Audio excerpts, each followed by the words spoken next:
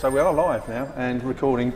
So hi all, and I'm privileged to be able to present. I've got Theo and Francesco, who are, well, the director producers behind Things Left Unsaid. Said brilliant short, 11.5-minute film.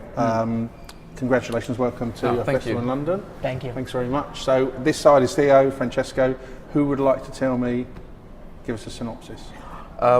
Shall I then? Yeah, so the synopsis of the story is that Imogen is a young girl living in a small rural town in the UK, and she's going to leave for uni soon. She's got a few days, maybe 2-3 days before she packs it all up and leaves, goes to Durham.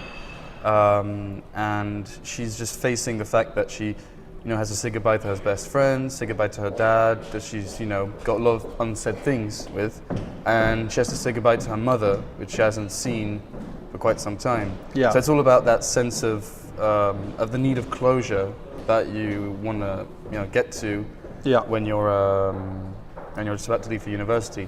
The whole film is about basically turning the page, starting a new chapter in your life. And I'm pretty sure. I'm not pretty sure, but I feel this is just drawing on life experience in terms of going to uni yourselves, and is this where it kind of, okay, so why did you choose the character of a girl, firstly, because I suppose you could have drawn on your own experiences.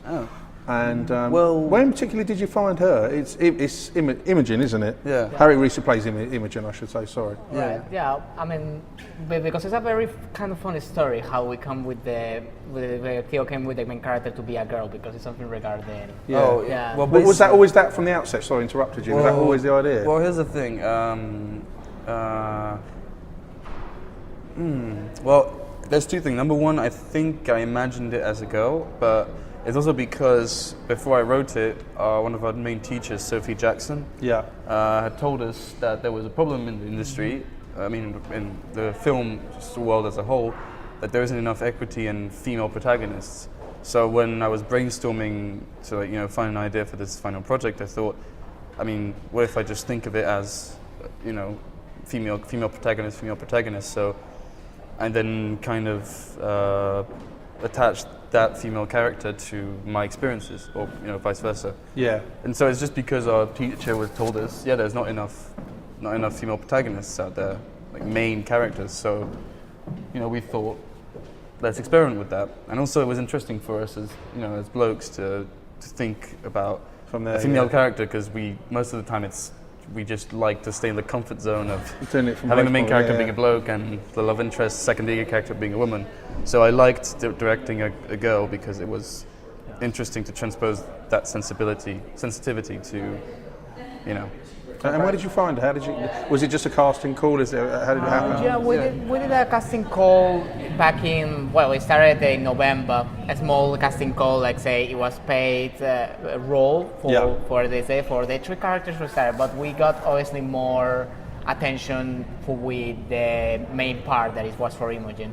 We have around, we were very overwhelmed, I'm not gonna lie. We were around 200 applicants, and sometimes the applicants, not to say names, but they're not the right age for the character. Like this character is kind of like leaving to uni. It has to be around 17, 18, around. You need to at least to look the part or something. And there were some applicants that they have parts of being mothers and being like, they didn't look.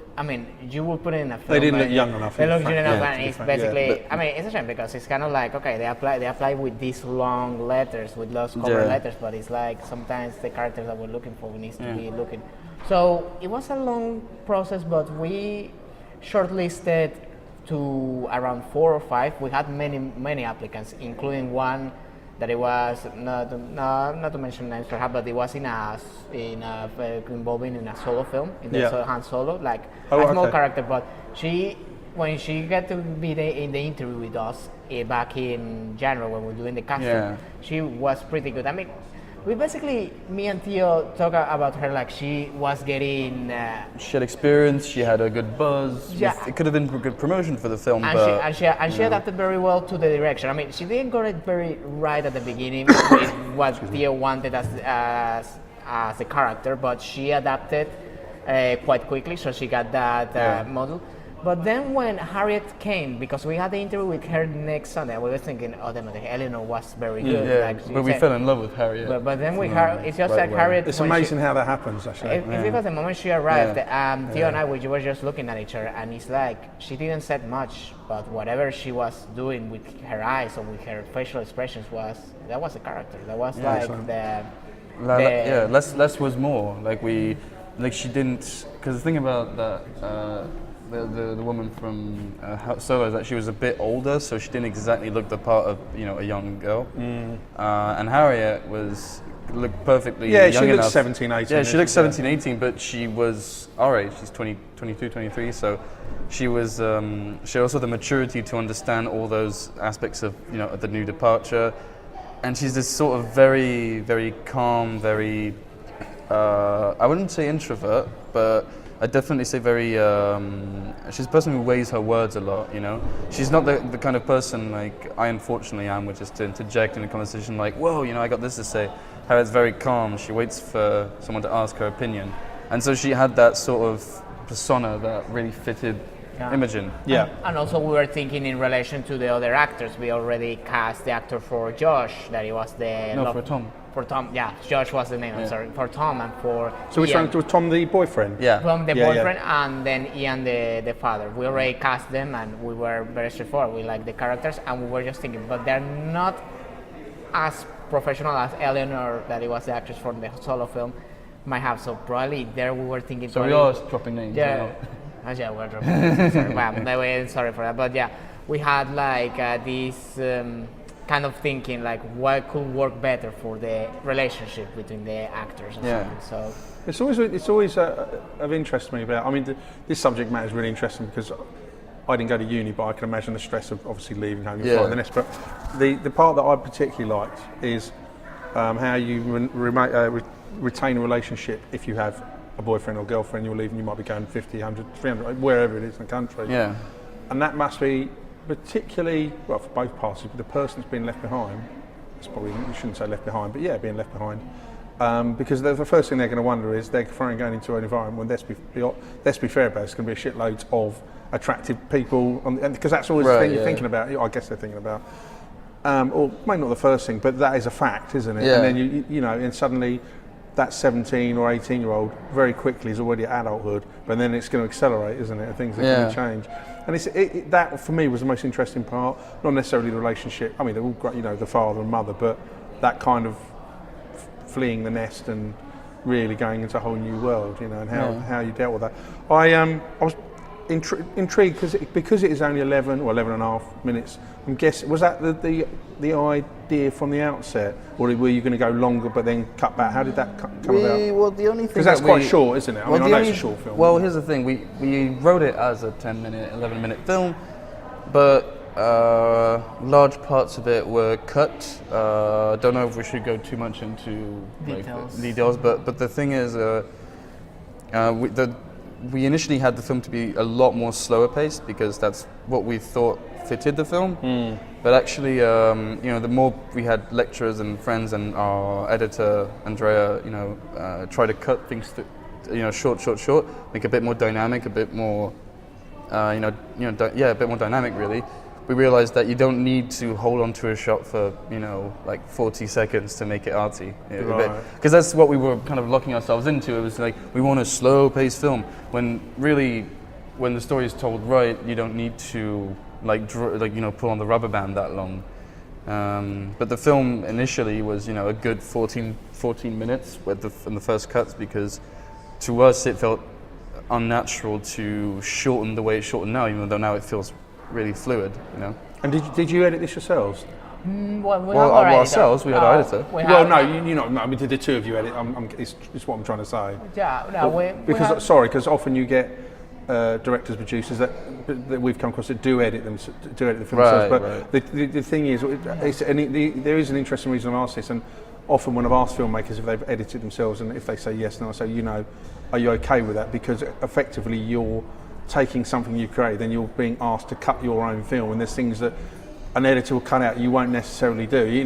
It's kind of choosing a baby, isn't it? Yeah. That's so what I'm trying to say bad is I know how hard it is to edit and cut things. So often they say, I wish I'd had someone else who would just insist that I take this out. Yeah, we had a whole crew of people who were helping us from director, producer to camera. We have a camera operator and a DOP. Yeah. Maya and Luis, they really work well together. And then we have our editor, our first AD, and sound designer. That sound operator and sound designer at the same time. Basically, we had this crew that we can choose it at the beginning of the year as they want to specialize in this area.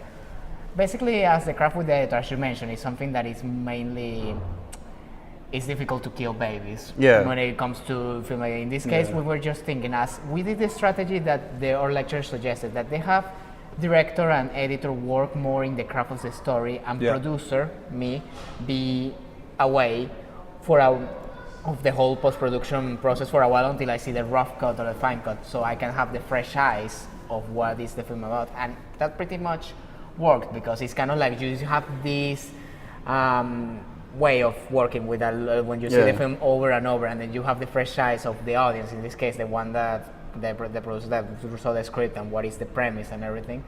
And once I see the film, I just can give my fresh feedback of what can work or what cannot, and then from there we just take feedback from our peers, feedback from our lecturers, and we just moved on from there. It's basically that's a process that we did with things. And it didn't feel too unnatural to have someone else cut the film, because I mean, I for one, as Fran said, I sat in for most of the editing sessions. Yeah. So like of course I wasn't always I didn't monitor every single move my editor made, but every day we'd edit together, and I'd be like on the side working on my own things. Then he'd say, Theo, I tried this, check it out, and I'd check out the cuts and say, I feel this should be a bit longer, this should be a bit shorter, cut a few frames off that. And so he'd work much more naturally as an editor, because he would do things his way with his own reflexes, and then I would come and fine tune, like meeting halfway sort of thing. Yeah. And that's usually the best way the editing works, in my opinion. The same way as with acting, like the actors come to you with an idea, and sometimes you like it, sometimes you don't. And the best way is to take a little bit of what they're doing and put a little bit of yours. Or as Adrian, who plays Ian, the dad, told me, a good tip to keep the actors happy is to feed them with beer. Huh? Feed them with beer. Well, that comes later. But actually, what he told me was that if the actor is going to wants to do a take a certain way or with a certain element that you don't particularly like, let him have the take, because a take now costs nothing because it's all on digital, right? Yeah. So just let them have their thing, then do your thing, and then the editing, of course, then it all comes together.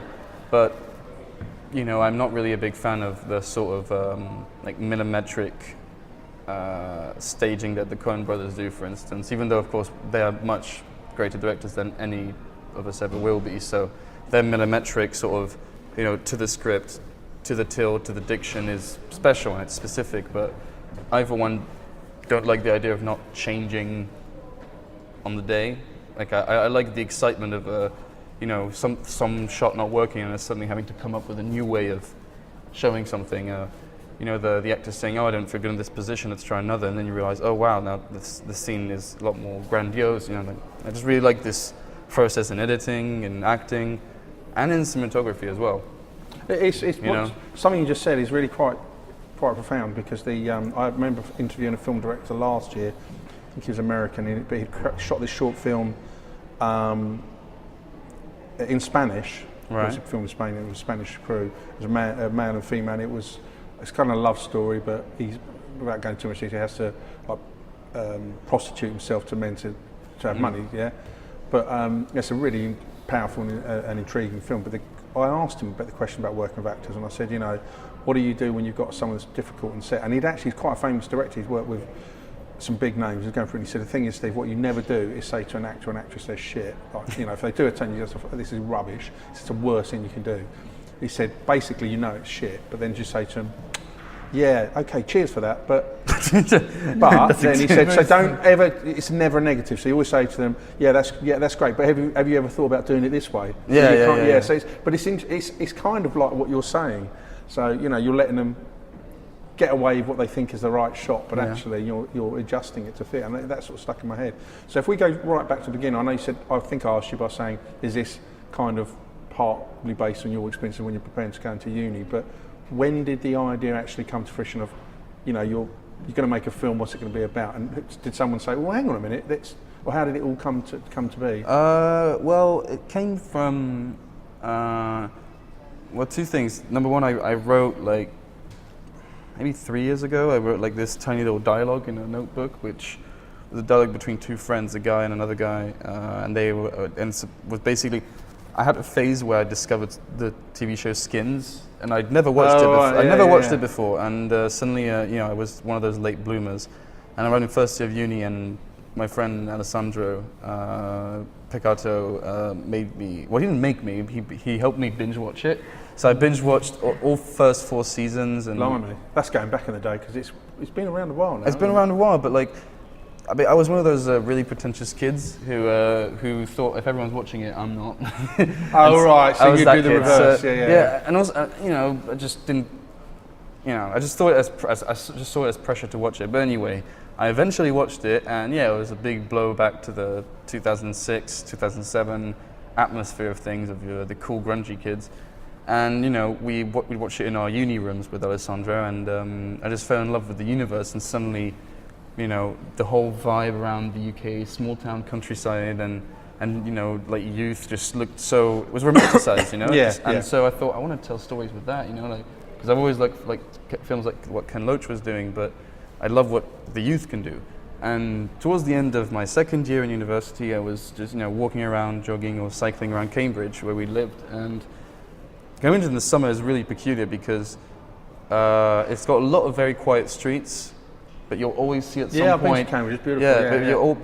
But around, not around the beautiful Cambridge. We're talking about Eastern Cambridge, the suburban Cambridge. That's when you start to find all those tiny little parks, these little basketball courts, little industrial parks, a little row of houses, and you always see at some point teenagers, and there's just something about the summer staying in Cambridge and the atmosphere around, the fact that every kid there has his bike, and it's just about cruising around the small town and finding a spot to hang out with, a spot to drink at, a spot to smoke at. The life of living in a small town in a way. Yeah. Because there's those who go on weekend in London and those who stay. And so I thought, I want to make a story about that, a story about just hanging around all these places in Cambridge which I've fallen in love with. And I took my old conversation and script and joined it with that. And then I thought, hey, the backdrop could be someone leaving for uni because that way there would be the pressure, the higher stakes, they always tell us in school, heighten the stakes, make the script more interesting. So I thought that's the pressure, she or he is leaving. And then I added a bit more of my personal experience of, leaving home was weird. And then, of course, there's the mother aspect, that's also personal. So, progressively I started implementing different things.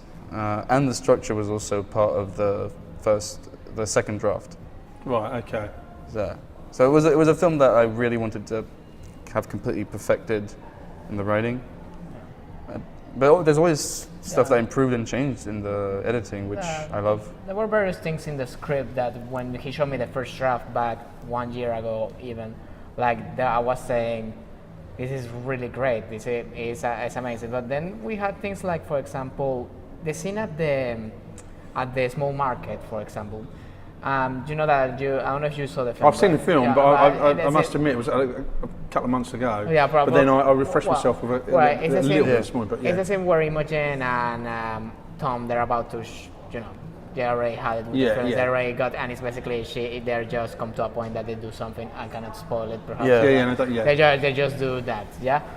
Basically, that scene was supposed to be in a Tesco. Remember? In the Tesco parking lot. Yeah. It's just that. Well, at the beginning I tried to pull that location so hard because, Tesco is a big brand. And so who do you go to? How do you sort it out? It must be grief. You have to go to the Tesco, a media department or something. Yeah.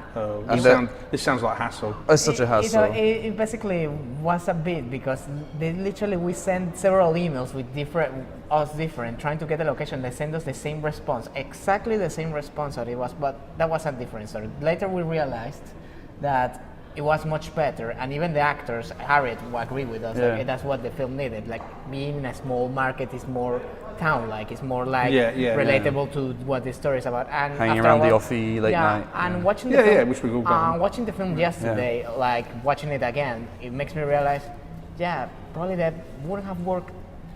It works best like this than being in Tesco, because then when you see this big place, you just think, oh, okay. So everything is so concentrated. And it would have been a bitch to light. Yeah, exactly. Like, it really would have, because it's this really vast Tesco marketplace. Yeah. No, but the film works well in its own right.